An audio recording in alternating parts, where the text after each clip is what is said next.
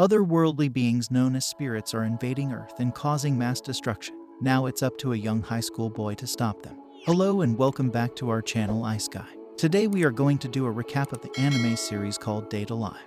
At the beginning of the episode, we get to know that the world has been shaken by spacequakes ever since the largest one recorded in Eurasia claimed the lives of 150 million people and obliterated the area where it occurred. Japan was no exception to this, but people eventually returned to their normal lives amidst the constant threat of spacequakes occurrence. Among those is Shido Itsuka, who lives with his energetic younger sister, Katori. One morning, they head to school after hearing news of a minor spacequake that took place recently, and they both promise to meet at a nearby family restaurant, oblivious to the fact that someone is stalking him. Upon heading to Raisin High School, Shido meets that stalker, who is introduced as the class genius, Origami Tobiichi. Soon, a spacequake emergency alert was announced throughout the metropolis, prompting the people to undergo evacuation procedures assisted by the latest technology. Before long, much of the population is safe underground. However, Shido discovers that Katori's GPS location is still at the family restaurant. Afraid for her safety, Shido goes out to get her, but on his way, he was swept away by a spacequake that rendered much of the buildings around him into rubble. In the middle of the crater caused by the spacequake, a girl appears dressed in lavishly decorated armor. The girl in purple armor confronts Shido, asking him if he will kill her. Before Shido could answer, several flying units swoop down, with the one in the middle aggressively attacking the mysterious girl using missiles. However, the armored girl wields her blade and nullifies the attacks against her. Not too long after that, an attacker came down to fight her, and she and Shido quickly recognized each other, the latter turning out to be none other than Origami Tobiichi herself. Soon, Origami prepares to fight the girl in purple armor using an energy sword, and the battle unleashes a powerful shockwave that ultimately knocks Shido out. Shido soon finds himself being monitored by a lady in military attire named Rioni Murasama. Rioni tells Shido that he is aboard the Fraxinus, the vessel of the Ratatosker, after he lost consciousness in the battle. Rioni discovers that Shido is asking too many questions than she could handle, so she took him to the bridge, where Shido discovers that the captain of the Fraxinus is his younger sister, Katori. As Katori explains the situation about the mysterious girl whom she calls a spirit, Shido notices that Katori seems to have a completely different personality than before. Katori simply shrugs it off, and she proceeds to explain what a spirit is, among other things. Katori explains that spirits are otherworldly beings who create spacequakes upon arriving on Earth, regardless of their will. Secondly, the ones who attacked the spirit earlier are the AST, or Anti-Spirit Team, a task force with duties to combat spirits who manifest on Earth.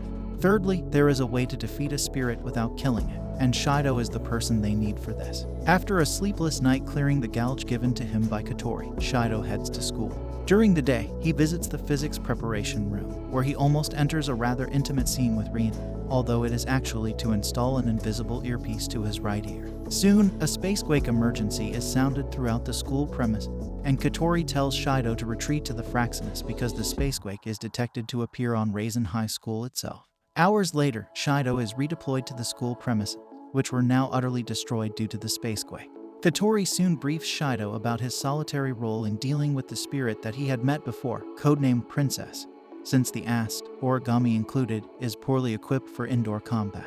After a short pep talk followed by an introduction of her crew, Katori leaves a rather nervous Shido to his mission. Shido was able to get to the spirit, however, the spirit refuses to listen to him. And even with the assistance of the gouge-style analysis team of Ratatosker, Shido remains close to danger. The spirit fortunately recognizes Shido as the guy she met before, and Shido uses this chance to talk to the spirit while assisted by Ratatosker. However, Ratatosker seems to make things worse for Shido, as their decisions only provoke the spirit into attacking Shido. Eventually, Shido decides to act by himself.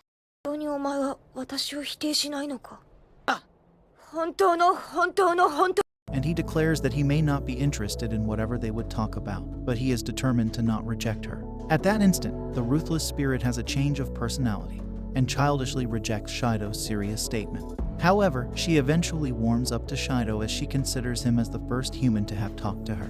Shido soon discovers that the spirit doesn't have a name to call herself with, and the analysis team suggests the name Tome after getting ideas from various sources around the world. Unfortunately, the spirit doesn't like the name, so Shido gave her the name Toka after the day of their first encounter on April 10th. The spirit seems to approve the name and smiles in response. Suddenly, a hail of gunfire rains down on Toka from above, which Shido barely evaded if not for Katori's swift warning. Toka advises Shido to move away from her to avoid getting caught in the crossfire, but Shido strongly refused and asked her to talk with him. The endless hail of fire from the anti-spirit team comes into a halt as they discover a civilian with the spirit. Upon recognizing who this civilian is, Origami swoops in to confront Toka. Origami's presence quickly reverts the spirit's mood into pure aggression.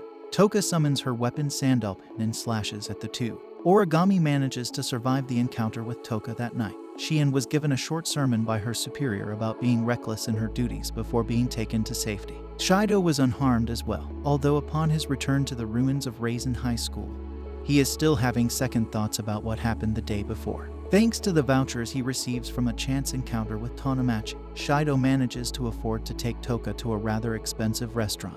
Shido gets a surprise when many of the employees inside are actually people from Ratatoskr, going undercover to monitor Toka's emotional levels. Katori is no exception to this. After suggesting this 1-2 meal, which Toka single-handedly consumes, Katori tells Shido to head to the nearby bridge. After Toka's feast would be the start of the real day. It turns out that the other crew of the Ratatoskr converted a nearby residential area into several food booths, and Shido and Toka are treated into an all-expenses-paid promo. Meanwhile, Origami, who has been stalking them around town, has already sorted out deployment orders for the ass. Toka takes Shido to their next destination, hands clasped together. Toka tells Shido about the enjoyment she had during their time together, but she still does not know what a date. Meanwhile, the ass closely watches as the spirit named Toka manifests herself without space-time quake occurrence. Although faced with such an unusual scenario, the permission to use sniping weapons has been given. After pushing Toka aside, Origami fires upon Toka. The plush bread, along with a piece of Shido's side, is obliterated in an instant.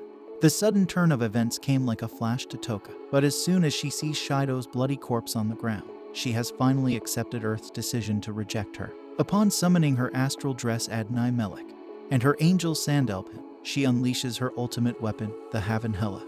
The ass scrambles into retreat as the Havan-Helef cleanly slices through a nearby cliff. Meanwhile, Origami, still frozen in shock after firing upon her classmate in Raisin High School, sits helplessly in front of a raging spirit. Soon enough, a burning flame envelops Shido's wound in a flash. A split second after, there's no trace of the fatal wound he received.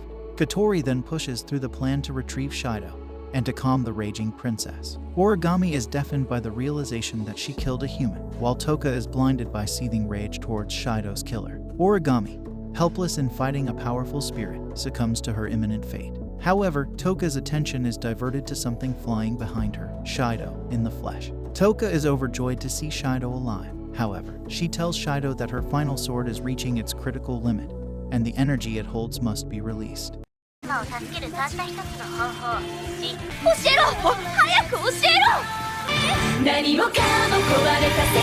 While running through the rain, Shido sees a little girl playing around in the shrine before she trips and falls. Coming to help her up, the girl backs away from Shido, seemingly afraid of him. Shido is confused but notices a puppet on the ground, and realizing that it is the little girl's, he picks it up and gives it back to her. At school, Toka has made cookies and competes with Origami for attracting Shido's attention. In order to settle both girls down, he tries both cookies and compliments both equally, but the two continue to argue over who was better. The next day, while on his way to school on another rainy day, Shido passes by the shrine from the day before, and he remembers encountering the little girl before continuing on. The girl's puppet is then seen peeping out from one of the trees as he leaves. The next morning, Shido wakes up but feels a strange object in front of him, and upon realizing he is in Toka's room, sleeping next to her. At school, both Toka and Origami once again fight over Shido on who gets to sit next to him during lunch. Later, a spacequake alarm sounds off during their class. The ass then loses sight of, but the Fraxinus crew are able to find out her location at a closed mall. Shido tells Katori to send him down to talk to her before the ass finds her again. Pleased with his choice, Katori transports Shido to the spirit's location. Shido ventures through the mall and eventually encounters Tammy. Replies that she doesn't know, but eventually tries to reassure her that Shido will be fine. To her surprise, Toka is already gone, realizing that she had ran off to look for Shido. Outside the mall, Origami and Ryuko await for to exit, where Ryoko wonders about the coincidence of a girl resembling the spirit had transferred to Raisin High, specifically in Origami's class. Back inside the mall, Shido tries to warn Yoshinin about the jungle gym being dangerous until she falls, causing her to land on Shido, resulting in their lips touching each other. Yoshinin then gets up, with Shido apologizing for what just happened. Katori then alerts Shido of something urgent, and when he asks what it is, he is surprised to see Toka standing just near them. Toka then angrily asks Shido what he just did, and she then angrily remarks at him for making her worry just to see another girl, which provokes Toka to grab the puppet and demands it take back all of what she said to her. And that's all for today, guys. If you liked the recap and want more summaries like this, consider subscribing to our channel.